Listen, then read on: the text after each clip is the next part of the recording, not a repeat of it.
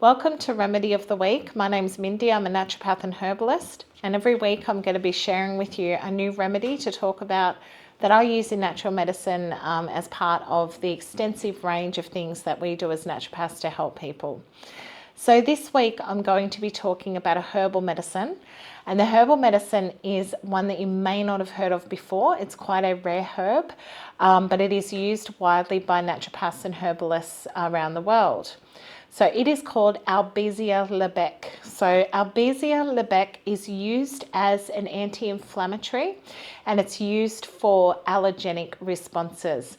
So we are having spring in the Southern Hemisphere here in Victoria, and it is a time when pollens are very, very active early in September. It's one of those periods where we get lots of pollens and lots of windy days, and people who tend to have histamine activation will tend to have it at this time. Okay, so we are talking about Albizia because it is very, very widely used at this time of the year in my practice for my clients that suffer with allergy conditions. So the botanical family of Albizia is the Leguminosae, which is legumes, Fabaceae, and it's the Mimosa subgroup. So it's a very particular family with its own subgroup because it is such a special herb. So the stem and the bark are what we use in herbal medicine, and its properties are that it is anti-allergenic, anti-inflammatory, antihistamine. It is also a tonic, and it's antimicrobial. So what indications do I use Albizia Lebbeck for? Well, mainly for allergenic asthma, allergenic rhinitis, so hay fever, mast cell syndrome. So if you have elevated levels of IgE, I would tell you to go and see, well, I wouldn't tell you come and see me, but you go and see somebody who is a qualified naturopath or herbalist, and they may be able to help you to reduce that IgE antibody overload. So atopic afflictions, skin afflictions like eczema and psoriasis. Albizia is an Ayurvedic herb that's highly warming to strengthen the lungs and the lymph nodes. So often we find higher levels of histamine around the lung tissue, wet areas of the body like the lymph nodes. It reduces excess vata kapha, wet, damp coughing with wheezing. It's really good at reducing that because of its drying, warming effect. It clears excess mucus from the lymph, helping with oedema or swelling, which often presents itself during allergenic reactions as well. So it is a huge, large deciduous tree that's native to subtropical regions of Pakistan, India, Burma, and Sri Lanka. So it grows up to 30 meters in length. So when we say large, we mean large. It has a grey bark with fern-like leaves and fluffy flowers, varying in colour from yellow to pink. The bark and the stems are what we use in herbal medicine. So it is known as shirish in Ayurvedic medicine. It is made into extracts, decoctions, powders, and oil infusions. I use Albizia in practice in a herbal extract for seasonal allergies, mast cell aggregation, and I use it alongside other herbs to make skin creams as well to help with eczema, psoriasis, and fungal infections. Due to its anti-inflammatory, antihistamine, and drying effect, it can give really potent symptomatic relief. I also use ready-to-made formulas that contain Albizia for very convenient dosing in people that struggle with liquid extracts. So it calms pitta. So the doshas of Ayurvedic medicine are really important to understand when you practice herbal medicine because they are the epitome or the basis of how Ayurveda is used. So pitta is fire and water. So basically things that induce heat and damp conditions. Albizia can calm that down. Even though it is a warming herb, it competes and it takes that heating effect away. And so it's really good at reducing inflammation of the damp tissues, which includes things like sweat glands and lymph nodes.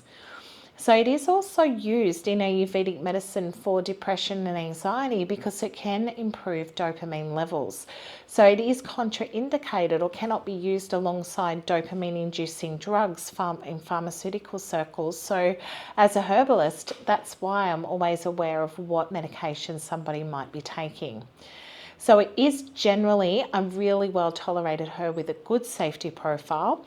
But as always, I always say that it's important to get practitioner advice if you are undertaking a new herbal medicine regime. So some evidence around Albizia. I always find this fascinating. A study in 2010 on 81 people with bronchial asthma, taking a decoction. So a decoction is where the parts of the plant are boiled into a really potent syrup. Albizia found considerable decrease in total leukocyte count, which is a white cell that responds often to infection or inflammation. Eosinophil count, which is often higher in inflammatory allergic responses. And ESR, which is an inflammation marker in more than 56 of the participants. So that is more than half of the participants found reductions, which is fantastic. So not all asthma is allergenic in nature, but in allergenic asthma, it does show promise. So Albizia Lebbeck has had a catechin administered to mice to evaluate the mast cell stabilisation and estimation of histamine in the plasma. So the results support the conclusion that Albizia Lebbeck at different concentrations has got potent mast cell stabilising properties. This is very, very exciting because mast cell aggregation is something that's very prominent in Western society. So we know that we have really high rates of allergies in the Western world, and we know that a lot of the cause is unknown.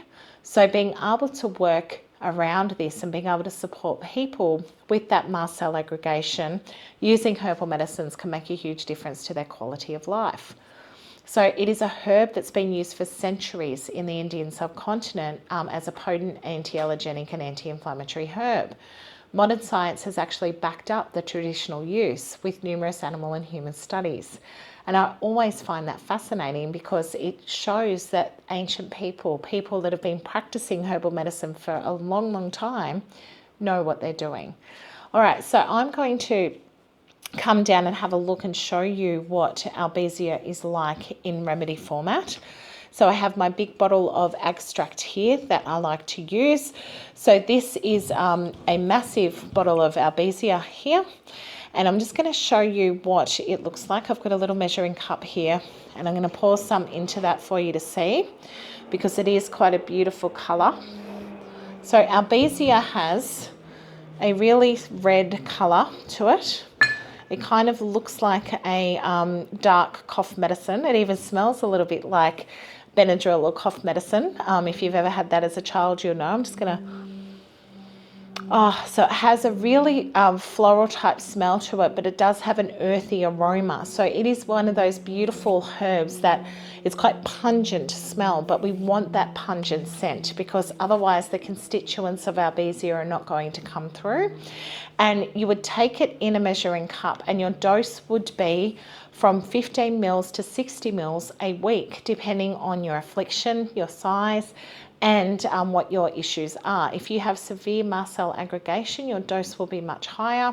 If you are a child, if you're prescribing for a child, your dose will be much weaker. If your affliction is not as great or you're at the end of treatment, you may take a little bit less. But the interesting thing about Albizia is that it can be taken alongside steroids in some cases. So I often use it in people that are using pharmacological support as well as herbal medicines. Okay, so now we have a all-in-one remedy, and this is Albizia Complex. So this is MediHerb, one of my favourite practitioner-only companies here in Australia, and it has huge concentrations of Albizia extract in it.